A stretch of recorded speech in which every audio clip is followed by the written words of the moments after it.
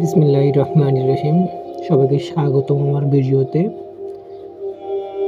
আজকের ভিডিওতে আমরা আলোচনা করব রমজান মাসের গুরুত্বপূর্ণ কিছু আমল নিয়ে, যা আপনার রমজানকে আরও বরকতময় করে তুলবে এবং তাকওয়া অর্জন সহায়ক হবে।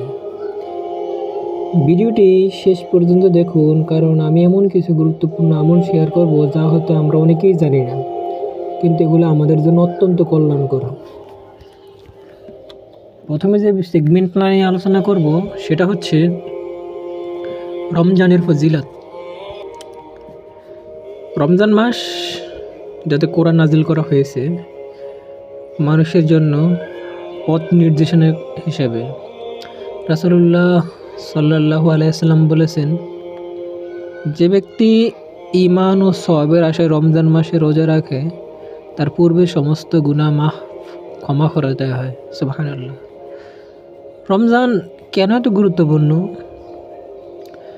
এ মাসে শয়তানকে বন্দি করে রাখা হয়, জান্নাতের দরজা খুলে দেওয়া হয়, জাহান্নামের দরজা বন্ধ করে দেওয়া হয়। এটি আত্মশুদ্ধির মাস, যেখানে আমাদের নিজের চরিত্র গঠন করতে পারি। রমজানের 3টা স্তম্ভ। নাম্বার 1, রোজা রাখা তাকওয়া অর্জনের মাধ্যমে। নাম্বার 2, নামাজ ও তারাবিহ, আল্লাহর নৈকট্য লাভ। নাম্বার 3, কোরআন তেলাওয়াত ও দোয়া, আত্মশুদ্ধির পথে। এবার আসি রমজানের গুরুত্বপূর্ণ আমল নিয়ে। প্রথমত, রোজা রাখা ও সুন্নত মোতাবেক ইফতার করা। রোজার মূল উদ্দেশ্য তাকওয়া অর্জন করা। ইফতারের সময় আমরা সবাই দোয়া করি, আল্লাহুম্মা লাকা সামতু ওয়া বিকা আমতু ওয়া আলাইকা তাওয়াক্কালতু ওয়া আলা রিজকিকা ওয়াফতারতু। সুন্নত মোতাবেক ইফতার করা, খেজুর ও পানি দিয়ে ইফতার করা রাসূলুল্লাহ সাল্লাল্লাহু আলাইহি ওয়াসাল্লামের সুন্নাত। 5 ওয়াক্ত নামাজ ও তারাবিহ। সময় মতো নামাজ পড়ার ফজিলত। তারাবিহ নামাজ রমজানের বিশেষ আমল, যা আমাদের অতীতের গুনাহ মাফ করিয়ে দেয়। তারাবিহ নামাজ পড়ার গুরুত্ব পদ্ধতি। কোরআন তেলাওয়াত ও অর্থ বোঝার চেষ্টা। প্রতিদিন 1 পারা পড়ার চেষ্টা করা, যদি সম্ভব না হয় তাহলে 10 আয়াত হলেও পড়া। কোরআন তেলাওয়াতের সওয়াব। তাহাজ্জুদ ও ইস্তিগফার, রাতের শেষ ভাগে নামাজ পড়ার ফজিলত। আল্লাহ বলেন, আমি রাতের শেষে প্রহরে বান্দাদের ডাকি, কে আসো, যে ক্ষমা চাইবে আমি তাকে ক্ষমা করে দেব। রাতের ইবাদত বান্দার আত্মাকে পরিশুদ্ধ করে। এরপর যে বিষয়টি নিয়ে আলোচনা করবো সেটা হচ্ছে দান, সাদকা ও ফিতরা প্রদান। রাসূলুল্লাহ সাল্লাল্লাহু আলাইহি ওয়াসাল্লাম ছিলেন সবচেয়ে দানশীল। রমজানে দান সাদকার ফজিলত ও কোরআনে আয়াত বলা হয়েছে। ফিতরা দেওয়ার প্রয়োজনীয়তা। এরপরে রমজানের শেষ 10 দিনের বিশেষ আমল, ইতিকাফ ও লাইলাতুল কদর। শেষ দশকের গুরুত্ব, ইতিকাফের ফজিলত, লাইলাতুল কদর যেটা হচ্ছে 83 বছর ইবাদতের সওয়াব।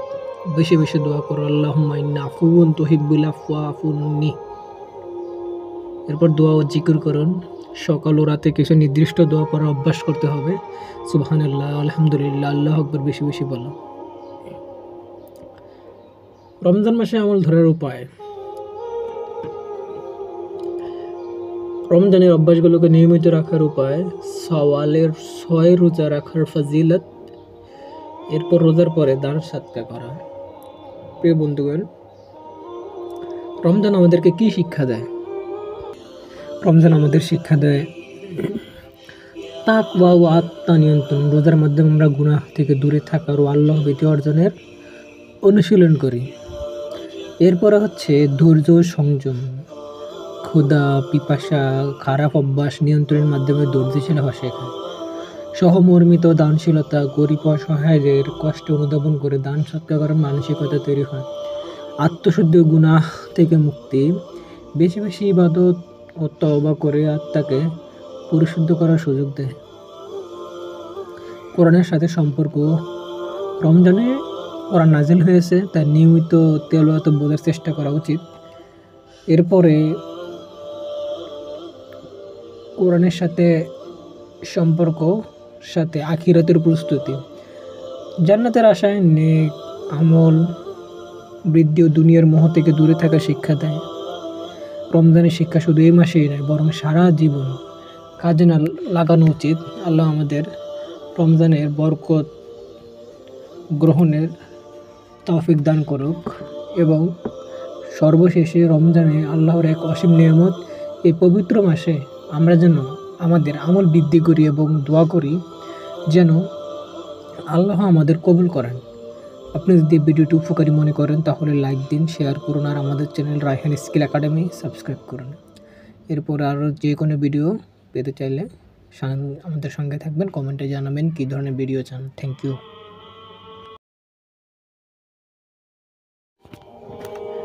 Thanks for your watching. Subscribe now.